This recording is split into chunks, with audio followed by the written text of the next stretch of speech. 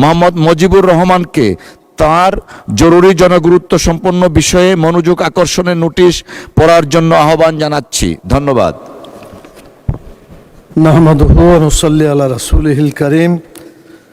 মাননীয় স্পিকার, আপনাকে ধন্যবাদ। কার্যপ্রণালী বিধি ৭১ অনুসারে জরুরি জনগুরুত্ব সম্পন্ন বিষয় সম্পর্কে আমি যে নোটিশটি দিয়েছি তা হচ্ছে, রাজশাহী জেলার গোদাগাড়ী ও তানোর উপজেলা দুটি গুরুত্বপূর্ণ উপজেলা। এখানে বরেন্দ্র বহুমুখী উন্নয়ন কর্তৃপক্ষ BMDA পরিচালিত গভীর নলকূপের অপারেটরদের অনিয়ম, কৃষকদের হয়রানি এবং সেচ ব্যবস্থার চরম অব্যবস্থাপনা প্রসঙ্গে বরেন্দ্র অঞ্চলের গোদাগাড়ী ও তানোর রাজশাহী ১ আসন, যেখান থেকে আমি নির্বাচিত হয়েছি, এলাকায় বরেন্দ্র বহুমুখী উন্নয়ন কর্তৃপক্ষের অধীনে গোদাগাড়ীতে ৭১৬টি, তানোরে ৫৩২, তার মধ্যে ১৬টি অকেজো, ৫১৬টি ডিপ টিউবওয়েল রয়েছে,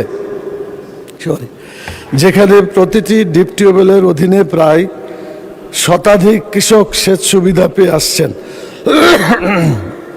কিন্তু অপারেটর নিয়োগে স্বচ্ছতার অভাব এবং অনিয়মের অভিযোগ রয়েছে। অনেক ক্ষেত্রে দুর্নীতিগ্রস্ত ব্যক্তিদের নিয়োগ দেওয়া হয়েছে।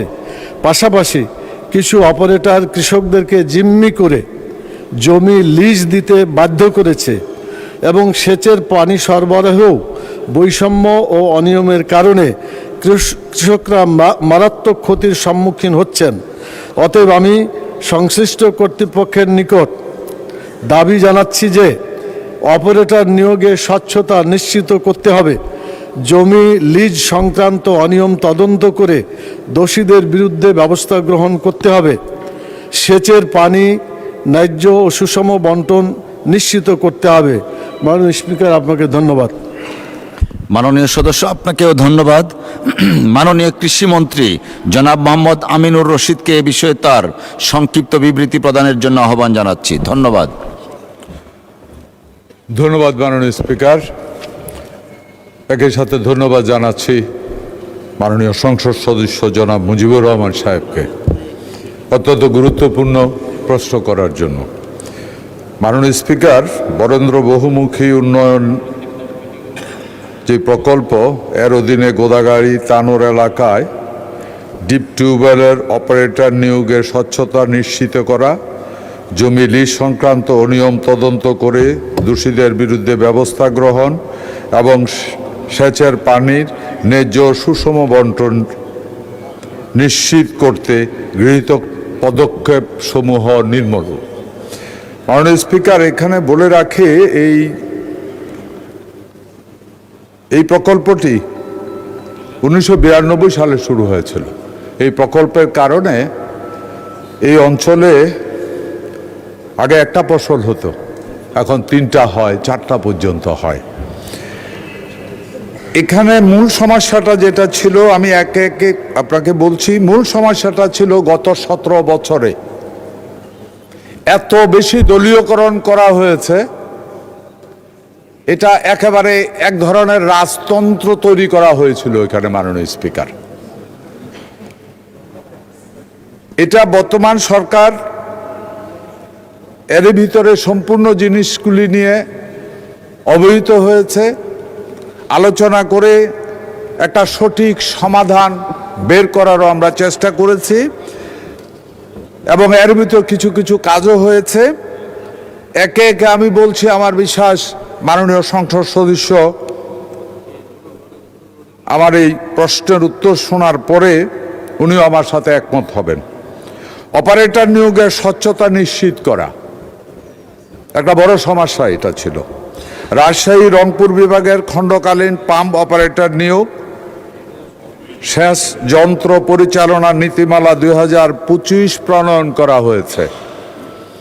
উক্ত নীতিমালায় অপারেটর মনোনয়নের লক্ষ্যে 5 সদস্য বিশিষ্ট কমিটি, BMDA-র প্রকৌশলী পর্যায়ে কর্মকর্তা, উপজেলা সেচ কমিটির প্রতিনিধি, কৃষি সম্প্রসারণ অধিদপ্তরের প্রতিনিধি অন্তর্ভুক্ত করা হয়েছে।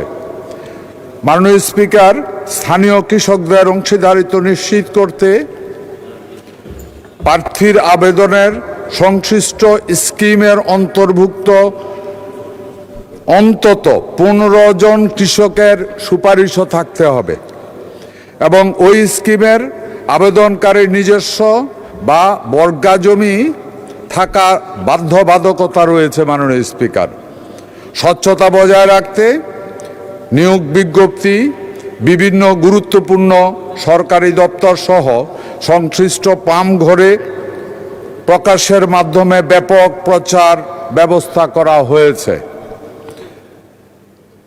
নিয়মিত লগ বই সংরক্ষণ, প্রিপেড কার্ডের মাধ্যমে শেষ সরবরাহ এবং বার্ষিক আয় ব্যয়ের হিসাব কৃষকদের নিকট দাখিলের বাধ্যবাধকতা এবং নিয়োগ পরবর্তী পরিচালনা পর্যায়কে স্বচ্ছ ও দায়বদ্ধ করা হয়েছে। মাননীয় স্পিকার, তাছাড়া সেচ কার্যক্রমে চলাকালীন সময়ে কৃষকদের অভিযোগ নিষ্পত্তির জন্য বিএমডিএ অভিযোগ নিষ্পত্তি ও মনিটরিং কমিটি গঠন করা হয়েছে।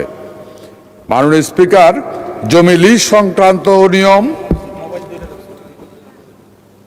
তদন্ত করে দোষীদের বিরুদ্ধে ব্যবস্থা গ্রহণ, নীতিমালা 2025 অনুযায়ী সেচ স্কিমের কমান্ড এরিয়ায় অপারেটরের অনিয়ম রোধ ও কৃষকের স্বার্থ রক্ষায় কঠিন প্রশাসনিক ব্যবস্থা বিধান রাখা হয়েছে। মাননীয় স্পিকার, সেচ স্কিমে কোনো কোম্পানি বা কন্ট্রাক্ট গ্রোয়ারের কোনো ফসল আবাদের চুক্তি করতে চাইলে কৃষকের সাথে সরাসরি তা করতে হবে। মাননীয় স্পিকার, অপারেটর কোনোভাবেই মধ্যস্বত্বভোগী হিসাবে অন্য কোনো কৃষকের জমি উক্ত চুক্তি করাতে পারিবে না।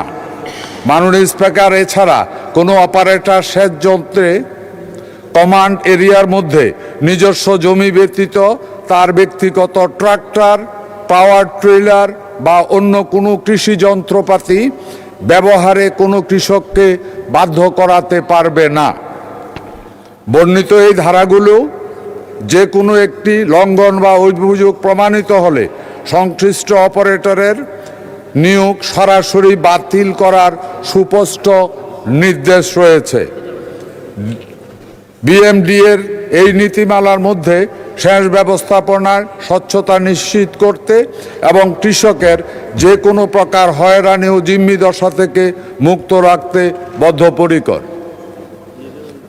26/2/26 খ্রিস্টাব্দে তারিখে দৈনিক আমাদের রাজশাহী পত্রিকায় তানোরেল আলুর জমি লিজের টাকা আত্মসাতের একটা অভিযোগের নিউজ উঠেছিল। মাননীয় স্পিকার, এই সংবাদ প্রকাশিত অভিযোগটি অত্র দপ্তর কর্তৃক তদন্ত করা হয়েছে এবং তাদের বিরুদ্ধে প্রয়োজনীয় ব্যবস্থাও গ্রহণ করা হয়েছে।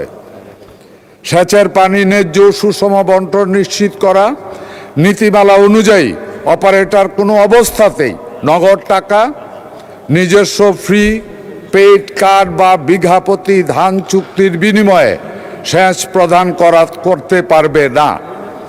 এই শর্ত লঙ্ঘিত হলে জামানত বাজেয়াপ্ত সহ নিয়োগ বাতিল বিধান রয়েছে। স্বচ্ছতা ও জবাবদিহিতা নিশ্চিত করতে অপারেটর সেচ যন্ত্রের বার্ষিক আয় ব্যয় হিসাব কৃষকের নিকট দাখিল করিতে বাধ্য থাকিবে। এছাড়া বরেন্দ্র এলাকায় ভূগর্ভস্থ পানির স্তর রক্ষায় সংকটময় এলাকায়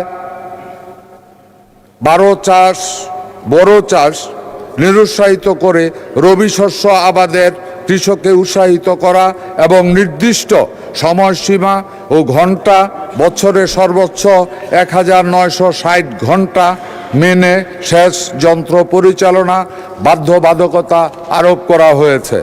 বিএমডিএ এই নীতিমালার মধ্যে সেচ